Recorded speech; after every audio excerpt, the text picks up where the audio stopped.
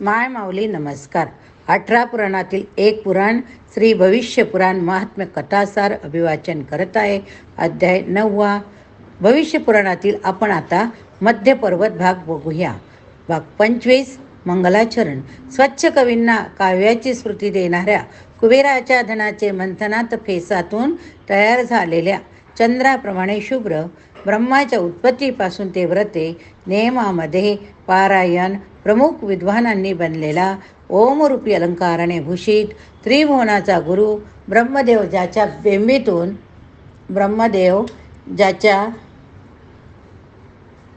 देंबीतून निर्माण झाला अशा संभोगनानेच जाणण्यास योग्य अशा मनुष्याच्या पापाचे हरण करणारे अशा हे पौष करा.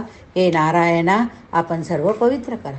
ब्रह्मदेवाचे रूप घेतलेल्या सर्व विश्वाच्या उगमस्थान असलेल्या अशा भगवान हरीला प्रणाम करून मी पापाचा प्रनाश करणारी दिवसी पौराणिक कथा सांगतो. या कथेच्या श्रवणाने पापांचा नाश होऊन मनुष्यास परमगती मिळते. अशी ही कथा परमपुण्य आयुष्य वाढविणारी असे म्हणून सुत ऋषी सांगत होते. भाग 26 धर्माच्या स्वरूपाचे वर्णन बघूया. गदाधराने जे हे भविष्य पुराण सांगितले त्याचे मध्य पर्व आता सुरू झाले. या पर्वात प्रतिष्ठा इत्यादीचे विशेष वर्णन, धर्माची प्रशंसा, आपदधर्माचे वर्णन, विद्येचे महात्म्य, मूर्ती करणे, स्थापन करणे, चित्रलक्षण, कालव्यवस्था, सर्गार्धीचे लक्षण, पुराणाचे लक्षण, भूगोलातले विशेष, तिथीचे निरूपण, श्राद्धाचा संकल्प, अंतर स्मरणाचे कर्म, दान यांचे महात्म्य, भूत वर्तमान भविष्य युगात धर्म, राज्यशासन यांचे वर्णन सांगितले. तिन्ही आश्रमांचे उत्पत्ती स्थान गृहस्थाश्रम होय. गृहस्थाश्रमावरच बाकीचे आश्रम अवलंबून असतात. म्हणून गृहस्थाश्रमी मनुष्य सर्वात श्रेष्ठ मानतात. म्हणून तोच धर्माचा अधिष्ठान करतो. धर्माखेरीज असलेले अर्थ काम सोडावेत. समाजाविरुद्ध असलेल्या धर्माचे आचरण करू नये. कारण जसे तलाव शेजारीच तलाव खणले किंवा पानपईजवळ पानपई बांधणे किंवा उघडणे, मठाच्या आवारातच दुसरा मठ स्थापन करणे या गोष्टी करीत नाहीत. धर्म हा अर्थापासून निर्माण होतो. धर्मात काम उपजतच असून मोक्ष हे धर्मानेच फळ आहे. त्यामुळेच धर्माच्या आश्रयाला जावे. अर्थ धर्म काम अशा त्रिवर्ग मानला. तिन्हीत अनुक्रमे सत्व रज तम गुण व्यक्त होतात. त्यातील धर्माचाच आश्रय घेतला पाहिजे. जे सत्वात स्थिर असतात ते वरच्या भागी जातात. राजास असलेले मध्यभागी राहतात. तमोगुणात मग्न असणारे खालच्या भागात राहतात. ज्या मानवात धर्म भिनलेला असतो त्याच्या ठिकाणी अर्थ काम आपोआप व्यवस्थित होऊन राहिलेले असतात. तो यलोकातील सुखभोगाचा अनुभव घेऊन मेल्यानंतर अनंतात विलीन होतो. म्हणूनच अर्थ काम यांनी युक्त असलेला धर्म आचरण करावा. म्हणजे धर्माने काम अर्थ अशा दोन्ही गोष्टी साधल्या जातात. भाग 27 ब्रह्मांडाची उत्पत्ती विस्ताराचे वर्णन.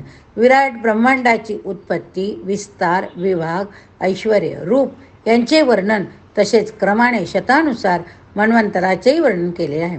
अगदी आरंभी हे सर्व जग आहे ते अंधाराने भरलेले, लक्षणे नसलेले, तर्क करता येणार नाही असे होते. महान दैवी कारण म्हणजे रुद्र होते. भगवान विभू स्वतःच्या आत्म्याने स्वतःचे चिंतन करून प्रथम मन निर्माण करतात. त्यामागेच अहंकाराची सृष्टी तयार होते. अहंकारातूनच पंचमहाभूतम निर्माण होतात. त्यातून 8 प्रकारच्या प्रकृती, 16 प्रकारचे विकार तयार होतात.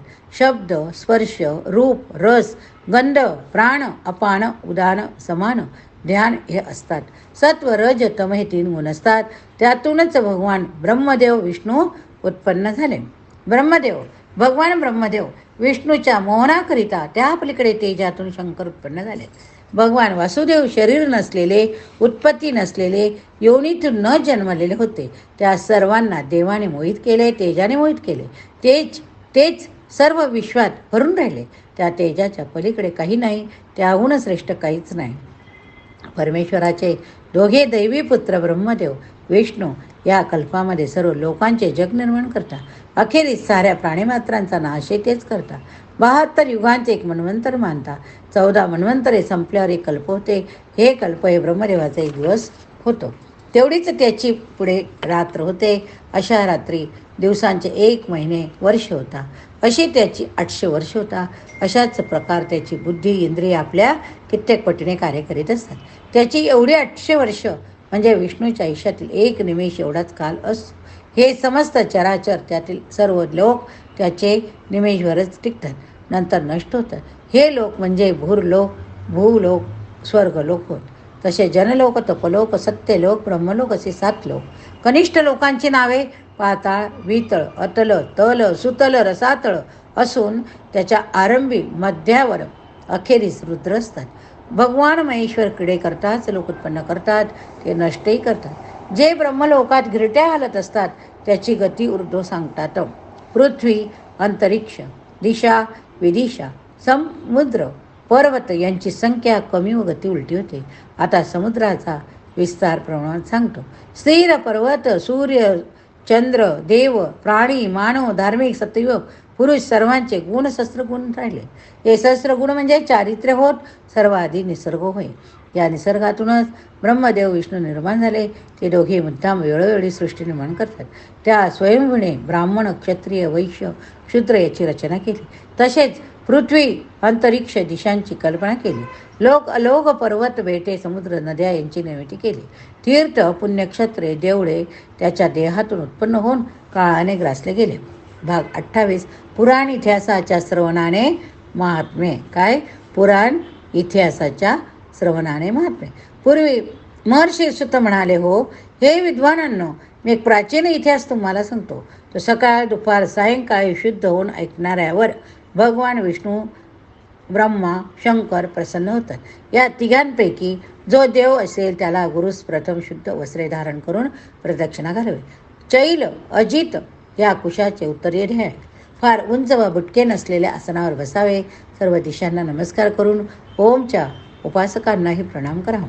शाश्वत धर्माचा पाया धर्मग्रंथ, आगममेश शिव, तंत्रादादीची देवता शारदा, जामलेश गणपती, डांबरेश इंद्र, भारतेश, रामायणाचे ईश नारायण, वासुदेव, आदित्य, माधव, राम, केशव, वनमाळी, महादेव या सप्तमाचा ईश वासुदेव, विष्णू, धर्माधिकाचा ईश्वर शिव, आदिपुराणाचा देव ब्रह्मदेव.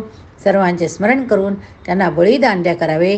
तो बळीचा विधी कशा प्रकारे? खालीलप्रमाणे. शुद्ध शिजवलेला भात, यवाची खीर, दूध, तीळ मिश्रित भात किंवा तीळ मिश्रित अन्न क्रमाक्रमाने यज्ञात बळी द्यावे. तीळ व अक्षतांचे मिश्रण साळीमध्ये करून या साळी गव्हाबरोबर बळी द्याव्या. त्याबरोबर फळं, तूप त्या देवतांना बळी द्यावा. यज्ञाच्या वाचनाच्या वेळी काशाच्या भांड्यामध्ये वेगवेगळ्या दिशास द्यावयाचे हे पदार्थ विभागून ठेवावेत. वाचन करावे म्हणजेच यज्ञाचे फळ अधिक होते. ते लोकांच्या समुदायास मिळते. थंड पाणी, मध, दूध, उसाचा रस, गूळ हेही बळी अधिक समजतात. या समाजास फल देणारा दुसरा बळी होय. साळीचे तांदूळ 1 शेर अर्धा पावशर दुधात शिजवावे. त्यावर येव क्षीर म्हणतात त्याला. 1 अष्टमांश दूध आटवावे. हैमंतिक, आख्य या प्रकारचे तांदूळ यात घातलेले असतात. ऐसी पळानंतर खूप मध घालावा. त्यात उसाचा रस घालावा. हा प्रसाद ग्रहण करून याचकांना शुद्ध करावे. याचकांनाही उठून प्रसाद घेऊन नमस्कार करावा. नंतर अंगठा तर्जनी जुळवून पश्चिमेस मुख करून वारंवार न्यास करावा. त्यानंतर ते ऐकणाऱ्यांनी दक्षिणेस तोंड करून बसावे. असा हा पुराण श्रवण करण्याचा विधी भगवान विरंचीने सांगितला. या विधीप्रमाणे पुराण, महाभारत ऐकण्यासाठी बसावे. याहून वेगळा विधी रामायण, धर्मशास्त्र, हरिवंश हे ऐकताना असतो. त्या विधीप्रमाणे करावे, ऐकावे, सांगावे, सांगणे आवश्यक असते. अन्यथा वाचनाचे व ऐकण्याचे फळ मिळत नाही. ह्या पुण्यकर विद्येचे श्रवणानंतर जो मांस खातो, मैथून करणाराही गाढवाच्या शरीरात प्रवेश करतो, शरीरात जन्म घेतो. जर एखाद्या देवालयात वा तीर्थात हे वाचन करायचे असेल तर तेथील सर्व देवतांचे, तीर्थाचे महात्म्य आधी सांगावे. पितरांचे तर्पण नीट न केल्याने गुरुस केलेला नमस्कार व्यर्थ होतो. पितरांना गंगेत जरी मरण आले असेल, मुख्य तर्पण केलेले नसल्यास तो जिवंत असून जिवंत नसतो, त्याचे तर्पण होत नाही. जर भागवत ऐकले नसेल तर पुराण ऐकणे व्यर्थ होय. नारसिंह माहिती नसेल तर भागवत ऐकूनही उपयोग नाही. आधी परवाखेरीज भारत ऐकू नये. दिवारोह धारणात भारत श्रेष्ठ होय. अश्वमेध, यज्ञ, दान धर्म याखेरीज मोक्षधर्म घेऊ नये. वायू पुराण वाचल्याशिवाय तसेच योगशास्त्राखेरीज हा देह त्याचे कुल कामाचे नाही. वायुपुराण ऐकल्याशिवाय बाकी सर्व विषय ऐकण्यास अयोग्य ठरतात. दक्ष स्मृतीखेरीज शंख स्मृती त्याखेरीज बृहस्पती ऐकणे व्यर्थ होय. कोणतीही पुस्तके कधीच पळवू नयेत. निसर्गाचे परमरहस्य म्हणजे हे ग्रंथ देवाने निर्माण केले. तांबे पितळीच्या लेखणीने पूर्णता करावी. हे शक्य नसेल तर बेल वा सावरी यांच्या काष्टाने लिहावे. लोखंडी लेखणी वापरू नये. सुरुवातीस धर्मशास्त्राचे 100 श्लोक लिहावे. पुराण संहितेतील युग्म कलम अर्थ लिहावे. लिहिताना ब्रह्मचार्याचा नियम पाळावा, नाही तर संततीचा क्षय होईल. थंडीत अधिक मासात निनावी तसेच मनाविरुद्ध ओढून ताणून लेखन करू नये. संपूर्ण हरिवंश गरुड स्कंदपुराणाची मध्यतंत्र लिहू नये. व्रती राहूनच हरिवंश लिहा. गृहस्थाने लेखन करू नये. जर लेखन करायचे असेल तर मासे न खाता मैथून वर्ज केलेला असतानाच लिहावे. वाल्मिकी संहिता स्तोत्र रूपानेच व्रतस्थपणे लिहावी.